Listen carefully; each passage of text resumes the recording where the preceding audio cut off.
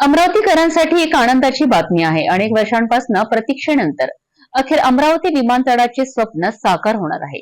30 मार्चला alliance air विमानाची trial flight होणार असून 20 एप्रिल पासून नियमित सेवा सुरू होणार आहे। या संदर्भातील सविस्तर माहिती आपण बघूया। अमरावतीकरांचे स्वप्न अखेर साकार होणार आहे। अमरावती विमानतळ आता प्रत्यक्षात सुरू होणार असून या संदर्भात महत्त्वाची बातमी समोर आली आहे।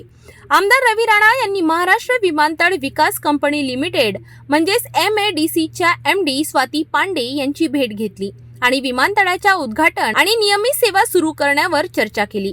30 मार्च 2025 रोजी 72 सीटर अलायन्स एअर विमानाची ट्रायल फ्लाइट होणार आहे। ही चाचणी यशस्वी ठरल्यास लवकरच विमानतळ सुरू होईल।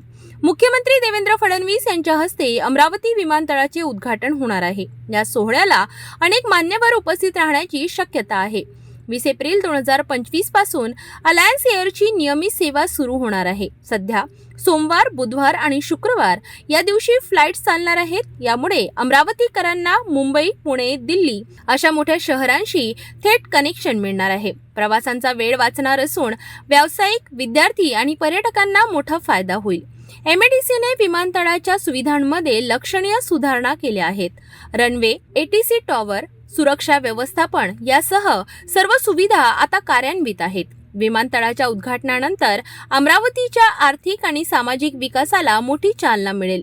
विमान सेवेच्या मदतीने पर्यटन आणि व्यापार वाढण्याची शक्यता आहे। अमरावती विमानतळ लवकरच प्रवाशांसाठी खुले होणार आहे। या ऐतिहासिक क्षणासाठी अमरावतीकर सज्ज आहेत। आपण बघितले अमरावती विमानतळाविषयीची महत्त्वाची माहिती। 30 मार्चला होणारी ट्रायल फ्लाइट आणि 20 एप्रिल पासून सुरू होणारी नियमित सेवा हे अमरावतीच्या प्रगतीसाठी मोठे पाऊल आहे।